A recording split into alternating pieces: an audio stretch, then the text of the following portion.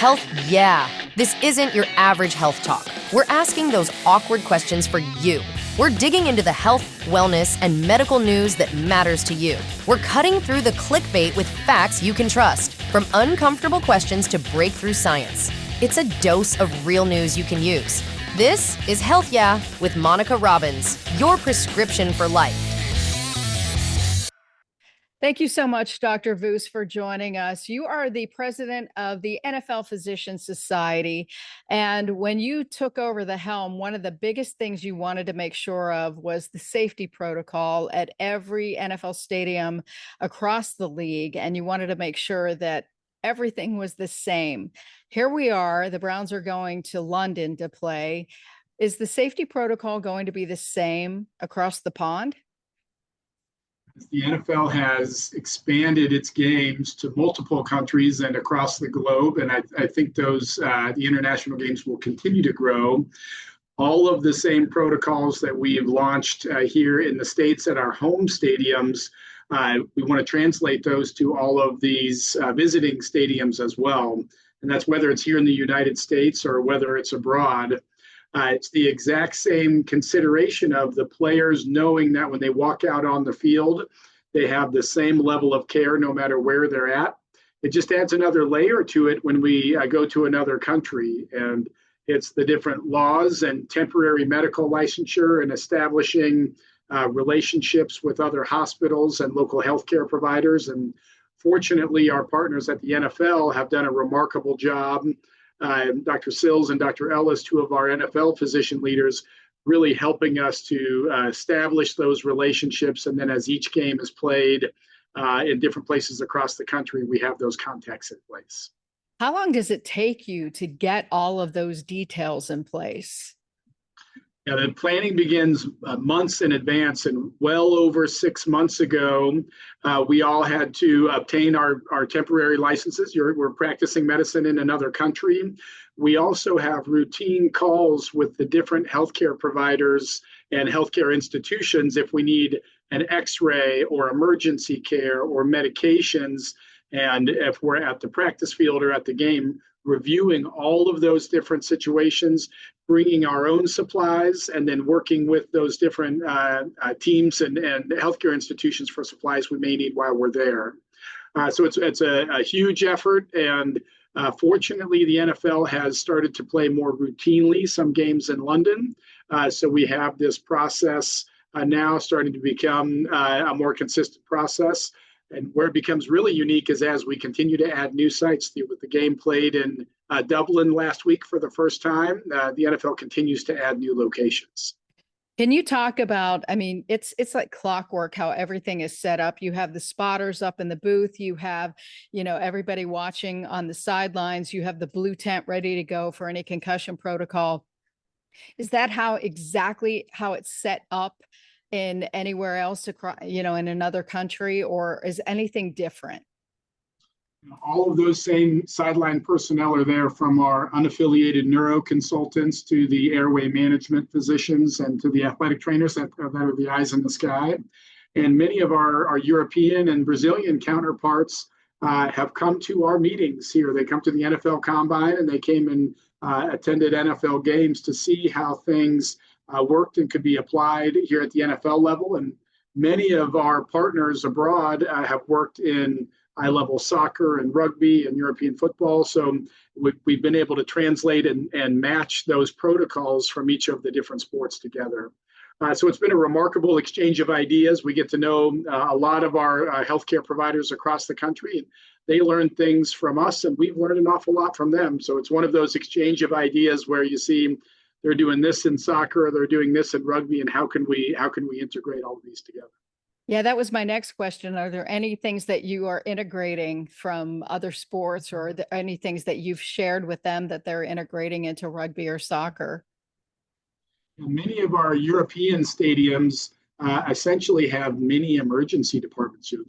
smaller considerations for emergency departments right there in the stadium where some of the more comprehensive evaluation can be performed. So it's really unique to see that process of how to evaluate the patient prior to sending them to the hospital.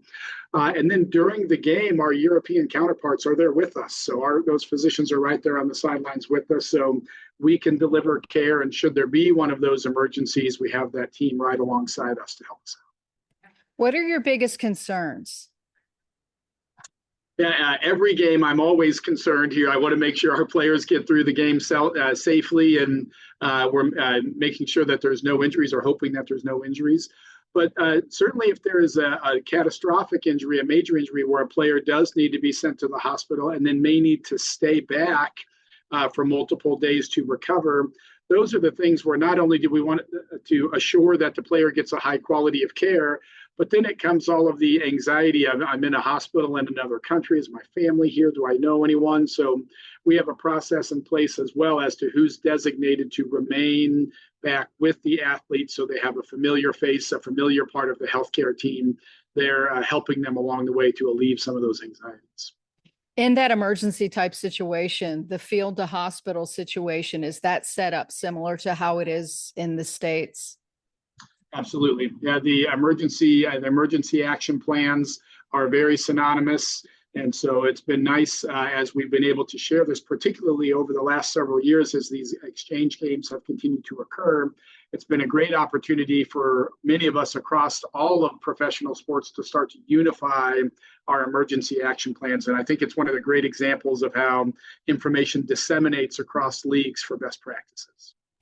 From your perspective and from a fan perspective, is there anything different that they would notice about the medical perspective on the field and what these players are experiencing? Yeah, the goal is for us to be as invisible as possible. We want our fans and the players to enjoy the game. And should an emergency event occur, the evaluation by the trainers and the physicians will be exactly the same. You may see a few more other healthcare providers out there on the field as we have our London counterparts there with us. And the stadiums are set up a little bit different. The sidelines look a little bit different. The stands are set up a little bit different in terms of the proximity to the field. But otherwise, we want things to look exactly the same, where there is no change in the typical process. Jet lag, is that an issue at all? Yeah, we talk a lot about it with our players, and we start several weeks ahead of time, and it comes with recommendations for sleep, recommendations for our diet, how we eat, how you sleep on the plane, and that's why we are leaving Wednesday night for the game to provide those several days to acclimate. So that process started several weeks ago of educating the players and really providing those tips and recommendations here. That way, we're not trying to figure it out when we get there. That conversation has happened long ago. Final thoughts. What do you want everybody to know? Yeah, it's a remark. I really think it shows what a great job the NFL has done, really working with healthcare systems across the country. And as the head team physician for the Browns and the president of the NFL Physician Society, it's something we've taken great pride in, of really being the leaders in medicine and the leaders in safety. So it's great to go to other countries and to be able to share that knowledge. And for us, it's a wonderful thing again to meet all of these other physicians from across the country. And the goal is everyone can enjoy the game and not worry about the healthcare part of things and have things run as safely as possible. All right, Dr. Voos, thank you so much for being with us, and have a great game. Thank you very much. Thank you so much for listening to Health Yeah. Remember, you can watch the video versions of the episodes on YouTube at Monica Robbins' channel. Subscribe and follow my work and never miss an episode at author.com/Monica Robbins. Find me on X and Instagram at Monica Robbins, and I'm also on Blue Sky Social at monicarobbins.bsky.social. And you can follow me on Facebook at Monica Robbins, WKYC in parentheses. Wishing you the best of health, and stay tuned for your next dose of information. Monica Robbins is not a medical doctor. All content presented in this program is for informational purposes only. It is not intended to be a substitute for professional medical advice and should not be relied on as health or personal advice. Always seek the guidance of your personal doctor or qualified healthcare professional with any questions regarding your health or medical condition.